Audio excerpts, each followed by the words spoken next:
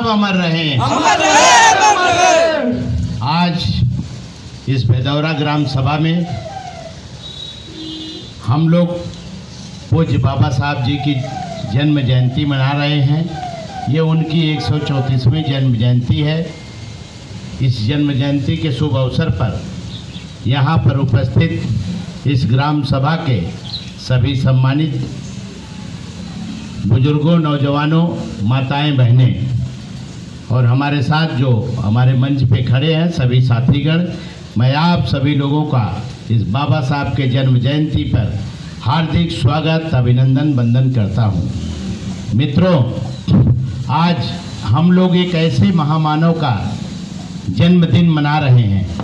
आप जानते हैं जिनका जन्म मध्य प्रदेश के महू नामक गांव में 1891 में हुआ। उनका जीवन काल 65 वर्षों का रहा, लेकिन उन्होंने अपनी पढ़ाई की शुरुआत मुंबई से की, लेकिन उच्च शिक्षा पाने के लिए कोलंबिया विश्वविद्यालय, लंदन स्कूल ऑफ यूनिवर्सिटी से उन्होंने पीएचडी की डिग्री हासिल की और 1947 में देश आज़ाद होने के बाद भारत में सबसे पहले अर्थशास्त्री बने। आप जानते हैं 1947 में नेहरू की सरकार थी। नेहरू की सरकार में वो कानून मंत्री थे, लेकिन उन्होंने पिछड़ों दलितों की आवाज़ सदन में उठाने का काम किया करते थे। कश्मीर में धारा 370 जो नेहरू जी के द्वारा लगाई गई उसके खिलाफ आवाज़ को उन्होंने बुलंद किया, लेकिन उस समय की कांग्रेस गवर्नमेंट ने उनको अवॉइड किया। इसलिए उन्होंने 1951 में अपने मंत्री पद से इस्तीफा दे करके समाज के सेवा में उन्होंने अपना दिन रात लगाने का काम किया। मैं इस अवसर पर बाबा साहब के जन्म जयंती के अवसर पर इस ग्राम सभा के सभी नौजवानों, सभी बच्चों जो पढ़ाई के शिक्षा के क्षेत्र में पढ़ रहे हैं, मैं आप लोगों से यही कहना चाहूँगा कि आप बाबा साहब के द्वारा बनाए गए पद चिन्हों पर चलिए, उनके विचारों को पढ़िए, उनसे कुछ सीखने की ज़रूरत है। और आप निश्चित तौर से जब पढ़ाई लिखाई करेंगे तभी आपका जो है नाम देश दुनिया में रोशन होगा। और आप पढ़ लिख कर, मैं अभी भारतीय जनता पार्टी का जिलाध्यक्ष बना हूँ, आपके बगल में ही गणपतपुर इसी विधानसभा का रहने वाला हूँ। आज सुबह से करीब हम लोग कम से कम 12-15 जगह जा चुके हैं और भी हमको अभी तमाम जगह सैनपुर होते हुए, सब गंगापुर होते हुए, हमारे पेमापुर, तमाम ऐसे कार्यक्रम अभी 20, 22, 25 जगह से इन्विटेशन हुआ है। तो मैं सब जगह जा रहा हूँ। बाबा साहब के विचारों को आप लोग जानिए, आप लोग पढ़िए और निश्चित तौर से आने वाला दिन आप लोगों का ठीक होगा। भारतीय जनता पार्टी उत्तर प्रदेश के 8 वर्ष पूर्ण हुए हैं सरकार को। हम लोग निरंतर बाबा साहब के विचारों को लेके चल रहे हैं। जो कश्मीर में बाबा साहब की सोच थी कि धारा 370 वहाँ पे कांग्रेसियों ने लगाया था, उसको आप जानते हैं। भारतीय जनता पार्टी की दोबारा जब केंद्र की 2019 में मोदी जी की अगुवाई में सरकार बनी तो धारा 370 खत्म करने का काम किया गया। और बहुत सारे ऐसे हैं। अंबेडकर जी का जो जन्म स्थान था मध्य प्रदेश में महू गांव में, और उनका मुंबई में जहां पे उनका दाह संस्कार हुआ, लंदन में वो गए जहां पे उन्होंने रहे, सब जगह पंचतीर्थ, अभी भारतीय जनता पार्टी पंचतीर्थ के माध्यम से सभी जगह बड़े बड़े जो है निर्माण बनाने का काम किया। उनका जो भी है वहाँ पे एक चिन्हित किया, विदेश में भी बनाने का काम किया।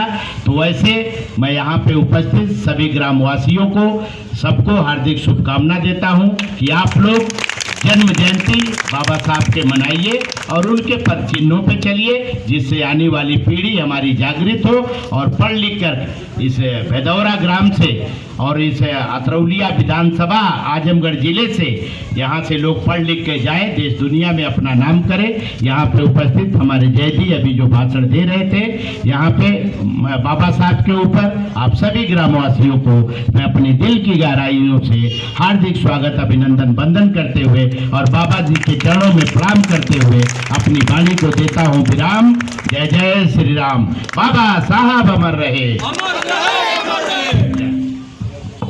तो हम लोगों के जिलाध्यक्ष जी आए थे,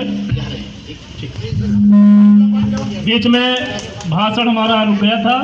कहने का यह बात है साथियों कि अम्बेडकर जी ने, आप लोग थोड़ा 2 मिनट टाइम दीजिए, उसके बाद हम खुद ही चले जाएंगे। साथियों, जब अम्बेडकर जी ने हमें शिक्षा का अधिकार दिया है तो हमको शिक्षा क्यों हमारी सस्ती नहीं की जाती है साथियों? हमारी शिक्षा इतनी महंगी क्यों है साथियों? अगर हमारे घर का बच्चा अगर जो है MBBS करना चाहे तो अगर 20 लाख रुपया रखा है तो MBBS वो नहीं कर सकता। अभी मैं कलपरौलिया में था तो वहाँ एक सरकारी टीचर रिटायरमेंट होकर आए थे। उन्होंने कहा कि मेरे पास इतना पैसा नहीं है कि मैं अपने बच्चों को जो है MBBS करा दूं। तो सरकार से मेरा आग्रह है कि जो शिक्षा इतनी महंगी की है उस शिक्षा को सस्ती किया जाए कि दलित समाज का बच्चा भी MBBS डॉक्टर बन करके आगे बढ़ने का काम करे साथियों। हमें 370 से कोई मतलब नहीं है, हमें गन्ना से कोई मतलब नहीं है, लेकिन हमें मतलब है कि हमारा दलित समाज जो है कहां से कहां लोग लाके खड़ा कर दिए हैं, उसको ऊंचाई पर भेजने का काम कोई नहीं कर रहा है साथियों। लोग आते हैं बड़े बड़े भाषण देकर चले जाते हैं साथियों, लेकिन एक बार ये लोग नहीं कहते कि फला जहां दलित समाज के बच्चे की हत्या कर दी जाती है।